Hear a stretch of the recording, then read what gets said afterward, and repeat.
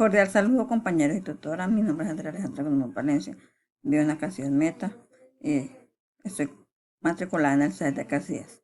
A continuación, daré respuesta a las preguntas de la fase 1, contextualización y conocimientos básicos contables.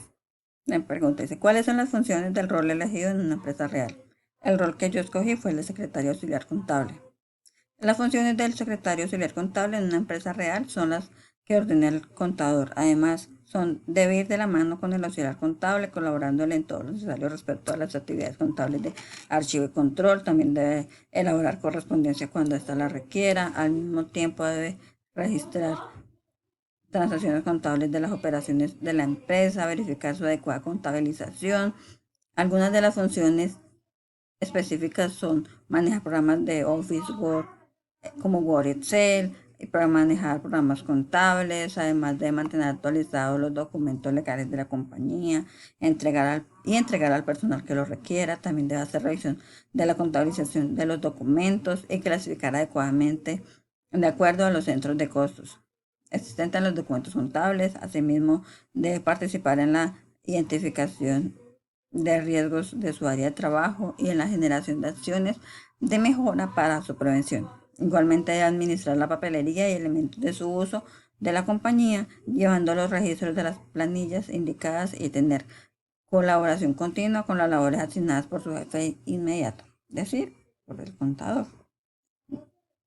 Dice, me veo como dueña de una empresa generando empleo y progreso para mi región y país. En realidad, como dueña como tal de una empresa no me veo todavía. Me veo más a futuro administrando, llevando la contabilidad de una empresa X. La verdad, no soy tan emprendedora como para crear o iniciar una empresa. A manera personal, creo que primero debo tener algunas experiencias laborales en distintas empresas para así saber cómo manejar mi propia empresa en un futuro. Y sí, con esto podría generar progreso a mi región y país, sería maravilloso. ¿Qué tipo de empresa me gustaría tener? En un futuro me gustaría tener una empresa familiar, en sí una panadería, ya que mis padres son panaderos y tienen la experiencia necesaria pues para montarla, ya que toda su vida han sido panaderos, pero lamentablemente siempre han sido empleados. Y pues una de las razones por las que escogí contaduría pública fue pensando en ellos, ya que los podría ayudar a ser independientes y pues más adelante a consolidar una empresa legal y ir creciendo todos en sí, y pues así también puedo ayudar a crecer a mi región económicamente. Me parecería súper. A continuación, pues daré una breve explicación de qué son los activos, pasivos, patrimonio, los ingresos, los gastos, la naturaleza de débito y crédito y la partida doble. ¿Qué son los activos? Los activos son los bienes y derechos y otros recursos controlados económicamente por la empresa resultantes de sucesos pasados de los que se espera tener beneficio o rendimiento económico en un futuro. Son naturaleza débito, los cuales siempre aumentan el debe y disminuyen en el haber. Las fuentes del activo se distribuyen entre activo circulante corriente, activo fijo y otros activos. Iniciamos con las de activo circulante.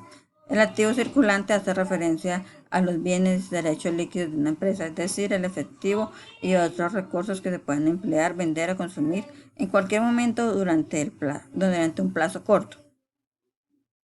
Generalmente entendiendo como el ciclo normal de las operaciones de la empresa. Un ejemplo de eso sería la mercancía que vende la empresa, una maquinaria que se decide vender porque se va a implementar una nueva tecnología, materias primas que se emplea para la fabricación de los productos, dinero que hay en las cuentas corrientes.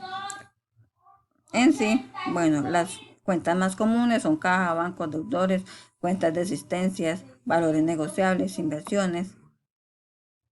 Los otros activos son los fijos o no corrientes.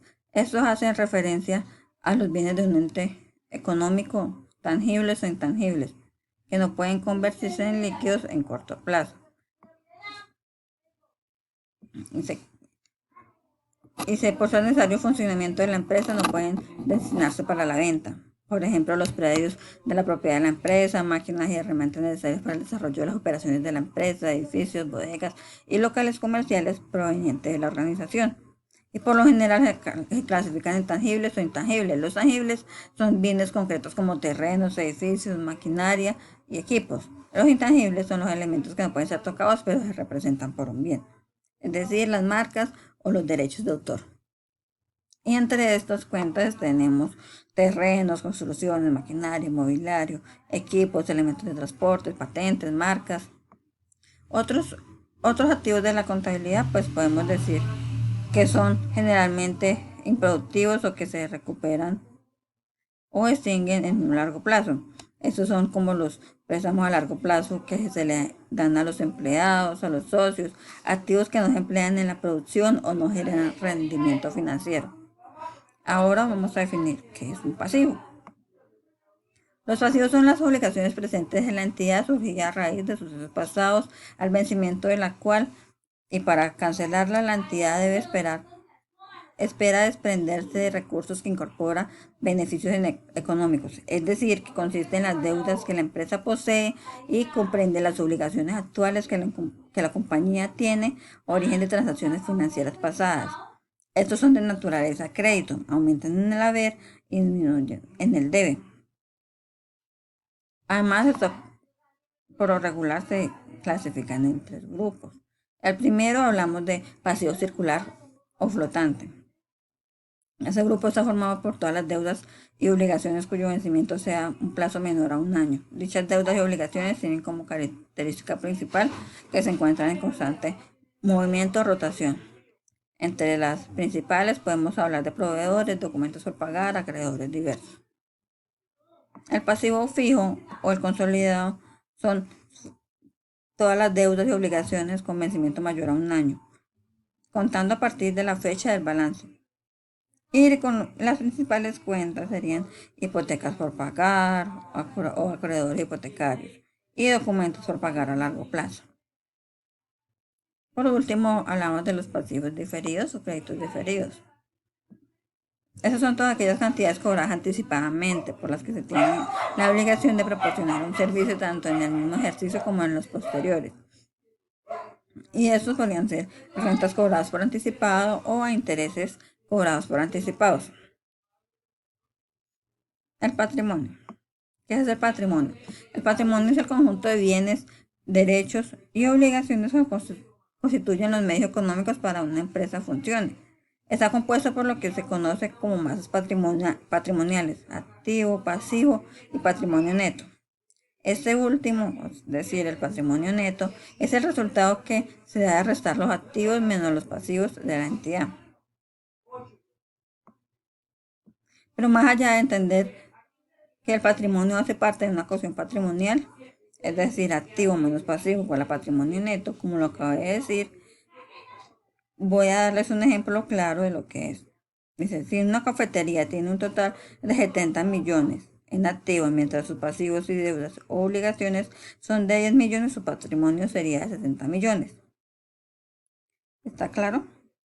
Bueno, sus principales cuentas serían capital social, aportes sociales, reservas, utilidades retenidas afectadas, resultados acumulados, utilidades desprovistas de afectación determinada. El ingreso.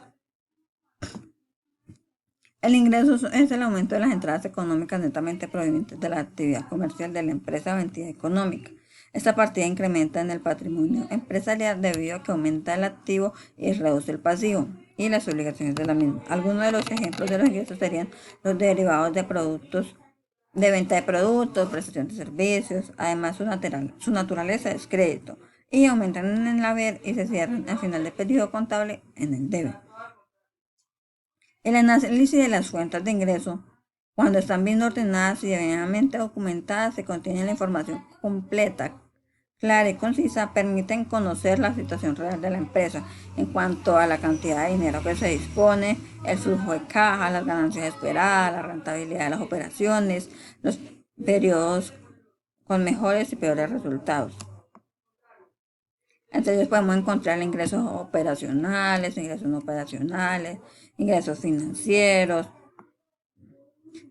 Algunos ejemplos serían ventas de mercancías, ingresos por honorarios, ganancias de venta de inversiones, ingresos por interés bancarios. pasamos al gasto. ¿Qué es un gasto? Un gasto es un egreso o es una salida de dinero que una empresa o una persona paga por la compra de un producto, un bien o un servicio. Por lo general se convierte en una inversión, ya sea tangible o intangible. Son los decrementos en el patrimonio neto de la empresa, ya sea en una forma de salidas o dimensiones en el valor de los activos, de reconocimientos o aumentos de los pasivos. Los gastos producen circulación económica, doble circulación económica, debido a que al mismo tiempo que sale dinero, egreso, se genera también un ingreso, que es el ingreso de un bien, un producto o un servicio con el cual se recupera el desembolso inicial. Dice, voy a dar un ejemplo. Para un inquilino, por ejemplo, el alquiler es un gasto. Para un estudiante o los padres de este estudiante, la matrícula escolar sería un gasto. Entre los gastos podemos encontrar gastos operacionales, que sean los gastos de distribución y ventas, gastos generales y administrativos, gastos no operacionales, gastos financieros. Entre esos tenemos sueldos de vendedores, servicios públicos, sueldos y salarios. En fin, pasamos a qué es la naturaleza débito y la naturaleza crédito. Cuando hablamos de crédito y débito, comprenden dos partes de cada transacción financiera: el aumento del valor para una parte y la reducción del valor para la otra. A pesar de sus diferencias, el crédito y el débito realizan la misma función de controlar las transacciones financieras. ¿Qué es un débito? El débito es la contabilidad. En contabilidad incrementa las cuentas en el débito y disminuye las cuentas en el crédito a través de un asiento contable que se registra en la columna de la izquierda. ¿Qué es un crédito? El crédito en contabilidad incrementa las cuentas de crédito y disminuye las cuentas de débito a través de un asiento contable que se registra en la columna de la derecha. Dice, acá voy a mostrar la naturaleza de las cuentas. El activo tiene naturaleza débito, el pasivo naturaleza crédito, el patrimonio capital naturaleza crédito, los ingresos naturaleza crédito y por último los gastos naturaleza débito.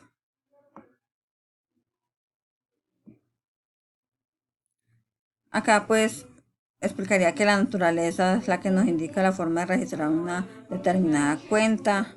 Así pues también dice que la naturaleza débito es la que nos indica cuando inicia o cuando se registra un valor en el debe o en el débito.